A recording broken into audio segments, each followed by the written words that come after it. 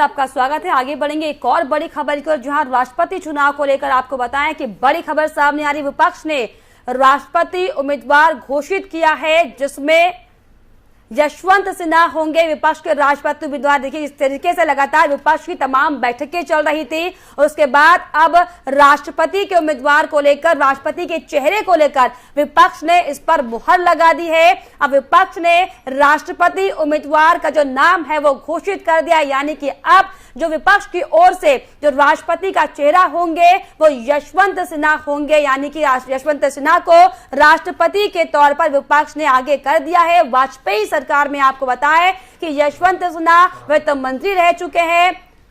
तो बड़ी खबर आपको बता रहे हैं, जी हाँ, राष्ट्रपति चुनाव को लेकर हालांकि पिछले कई दिनों से विपक्षी पार्टी के नेता किस तरीके से दांवपेच को लगाने में लगे हुए थे कि कौन से चेहरे को आगे किया जाए, जिसको लेकर शरद पवार का नाम भी हालांकि प्रस्तावित किया गया था, लेकिन शरद पवार ने इसे इनकार कर दिया। इस पर खास बातचीत के लिए वरिष्ठ पत्रकार हमारे साथ सतीश के जी जुड़ गए हैं।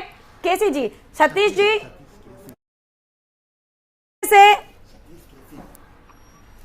राष्ट्रपति चुनाव को लेकर लगातार विपक्ष में संशय बना हुआ था सर, लेकिन अब नाम सामने आ गया है, कैसे देखें सर इसको? जी सतीश जी,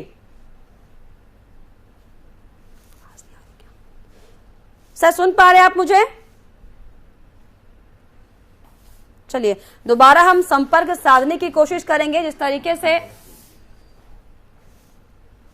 तरीके से राष्ट्रपति चुनाव को लेकर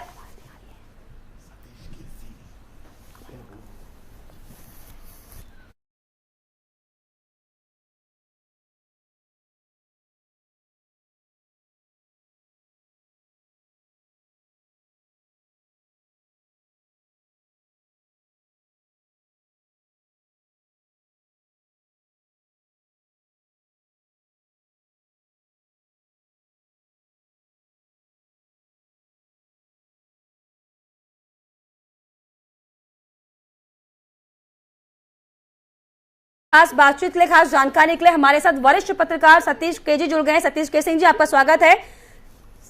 जी धन्यवाद। जी सतीश जी, जिस तरीके से राष्ट्रपति चुनाव को लेकर विपक्ष लंबी लड़ाई कर रहा था, लगातार किस तरीके से बैठकों का दौर लगातार जारी था और अब यशवंत सिन्हा को नाम के तौर पर आगे किया, सर कैसे देखते हैं इसको? देखिए, मैं समझता हूँ कि यशवंत सिन्हा ने जो आज ट्वीट लिखा वो तो साफ कर चुका था कि वही उम्मीदवार होने जा रहे हैं, क्योंकि ये भी खबर आई थी कि आप सुन तो लीजिए, हाँ गोपाल कृष्ण गांधी ही ने अपना नाम वापस ले लिया है।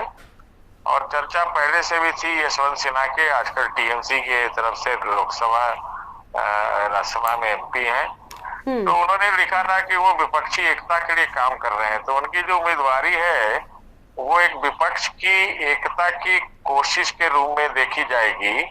और ममता चाह भी रही थी कि वो कुछ रोल राष्ट्रीय स्तर पर करें, तो उस लिहाज से तो यशवंत सिन्हा जी का उम्मीदवारी जो है एक उनके विपक्ष के खेमे के लिए और सबका राजी हो जाना उनके नाम पर एक अच्छी बात है जी। लेकिन बात यह है कि जीतेंगे कि नहीं, तो जीतना तो लगभग तय है कि नहीं ही जीतेंगे।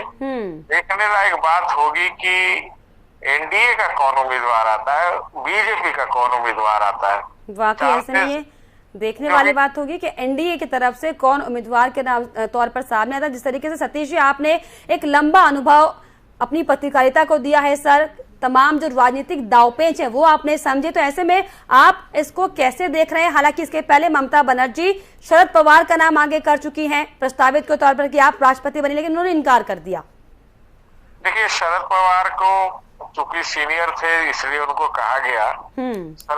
शरद पवार एक धुरंधर राजनीति के खिलाड़ी है जी। वो भी और पारी खेलना चाहते हैं। देखिए, आज महाराष्ट्र में संकट हो गया है और वो अपनी भूमिका उसमें दिखा रहे हैं। तो एक ऐसे व्यक्ति की तलाश थी जिसके नाम पर सब लोग सहमत हो जाए। यशवंत सिन्हा एनडीए में भी रह चुके हैं, भाजपा में रह चुके हैं।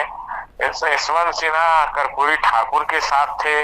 यशवंत सिन्हा समाजवादी आंदोलन से भी थोड़ा जुड़े रहे हैं। यशवंत सिन्हा कांग्रेस से भी उनके ताल्लुकात रहे और इसलिए यशवंत सिन्हा के नाम पर रजामंदी हो गई और इनके नाम पर किसी को आपत्ति नहीं होनी चाहिए थी, इसलिए वो कंसेंसस विपक्ष के उभरे हैं।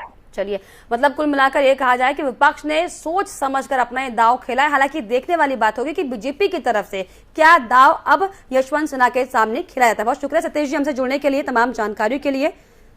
तो जिस तरीके से आपको बताएं कि राष्ट्रपति चुनाव नजदीक है और ऐसे में कौन उम्मीदवार होगा, कौन चेहरा विपक्ष पार्टी का होगा, कौन एनडीए का होगा, इसको लेकर लगातार सवाल बने हुए थे। लेकिन फिलहाल जो विपक्ष का संशय था वो साफ तौर पर साफ हो चुका, क्योंकि विपक्ष ने यशवंत सिन्हा को विपक्ष के राष्ट्रपति उम्मीदवार के तौर पर सामने लाकर खड़ा कर दिया है।